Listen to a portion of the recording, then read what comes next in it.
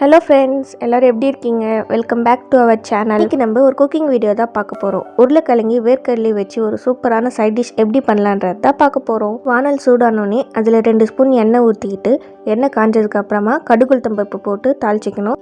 7-8 பூண்டு பல் நான் இடித்து எடுத்து வச்சுருக்கேன்.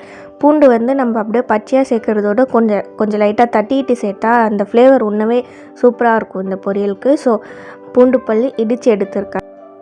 பூண்டு கொஞ்சம் லைட்டாக வதங்கினோடனே ஒரு 10லேருந்து 15 சின்ன வெங்காயம் நான் கட் பண்ணி எடுத்து வச்சுருக்கேன். அது கூடயே கருவேப்பிலையும் சேர்த்துக்கிறேன். வெங்காயம் கொஞ்சம் நல்லா பொன்னிறமாக சேரணும், ரொம்ப வதங்கணுன்னு அவசியம் இல்லை. வெங்காயம் கொஞ்சம் லைட்டாக வதங்கினோடனே ஒரு மீடியம் சைஸ் தக்காளி நான் எடுத்து கட் பண்ணி வச்சுருக்கேன், அதையும் ஆட் பண்ணிக்கிறேன். தக்காளி கொஞ்சம் வதங்கினோடனே இப்போ நம்ம மசாலா ஆட் பண்ணிக்கலாம். 2 டேபிள் ஸ்பூன் மிளகாத்தூள், 1/2 ஸ்பூன் கரம் மசாலா, கலருக்கு கொஞ்சமாக காஷ்மீர் ரெட் சில்லி பவுடர் எடுத்திருக்கேன், 1/2 ஸ்பூன் சிக்கன் மசாலா, 1/2 ஸ்பூன் மல்லித்தூள், உப்பு தேவையான அளவுக்கு, 1/4 டீஸ்பூன் மஞ்சத்தூள். இது எல்லாத்தையும் இப்போ நல்லா போட்டு மிக்ஸ் பண்ணிக்கோங்க. உங்களுக்கு இன்னும் நல்லா ஸ்பைஸியாக சாப்பிட பிடிக்கும்னா மசாலாலாம் இன்னும் கொஞ்சம் நீங்கள் ஆட் பண்ணிக்கோங்க. நம்ம வீட்டில் யாருமே காரம் அதிகமாக சாப்பிட மாட்டாங்க, அதனால் மசாலாலாம் கம்மியாக தான் ஆட் பண்ணுறோம். வானலில் இப்போ நம்ம ஆட் பண்ண மசாலாலாம் ஒட்டாமல் இருக்கிறதுக்கு 2 டீஸ்பூன் அளவுக்கு ஆயில் ஆட் பண்ணிக்கிறேன்.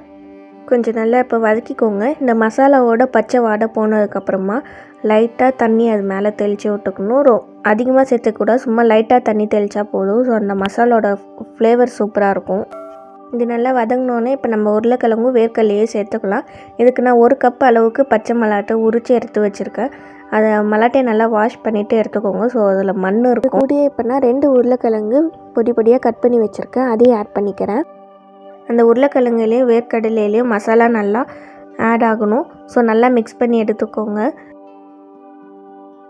ஒரு 2 மினிட்ஸ் நல்லா லோ ஃப்ளேம்லேயே வச்சு குக் பண்ணுங்கள். அப்போ தான் அந்த மசாலாலாம் நல்லா எல்லாத்துலேயும் இறங்கும். பொரியலுக்கு தேவையான அளவுக்கு நம்ம தண்ணி ஆட் பண்ணிக்கிட்டு அதையும் இப்போ நல்லா மிக்ஸ் பண்ணி விட்டுக்கோங்க. இப்போ இந்த டைமில் உப்பு காரம்லாம் பார்த்துக்கிட்டு உங்களுக்கு உப்புலாம் கம்மியாக இருந்துச்சுன்னா, காரம் பத்தலைனா இன்னும் கொஞ்சம் கூட நீங்கள் ஆட் பண்ணிக்கலாம்.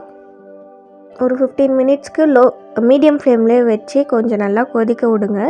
ஒரு 15 மினிட்ஸ்க்கு அப்புறம் ஓப்பன் பண்ணி பாருங்கள். அப்பப்போ எடுத்து கொஞ்சம் லைட்டாக கிண்டி விட்டுட்டுருங்க, இல்லைனா அடி பிடிச்சிரும்.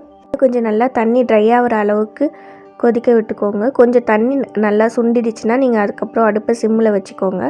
அவ்வளோதான் ஃப்ரெண்ட்ஸ், இந்த கன்சிஸ்டன்சிக்கு வர அளவுக்கு நீங்கள் குக் பண்ணி எடுத்துக்கோங்க.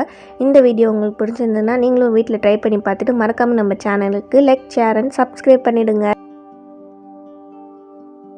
கண்டிப்பாக இந்த ரெசிபியை நீங்கள் ட்ரை பண்ணிங்கன்னா எனக்கு மறக்காமல் கமெண்ட் பண்ணுங்கள் டேஸ்ட் எப்படி இருந்துச்சுன்னு. வேர்க்கடலையில் சத்துக்கள் ரொம்பவே பாதாம், பிஸ்தா, முந்திரியை விட வேர்க்கடலையில் அதிக சத்துக்கள் இருக்குது சொல்கிறாங்க. குறிப்பாக கேர்ள்ஸுக்கு கர்ப்பப்பையை வலுப்படுத்த இந்த வேர்க்கடலை ரொம்பவே உதவி செய்தான். பை ஃப்ரெண்ட்ஸ், மீண்டும் இது போல் ஒரு அடுத்த வீடியோவில் சந்திப்போம்.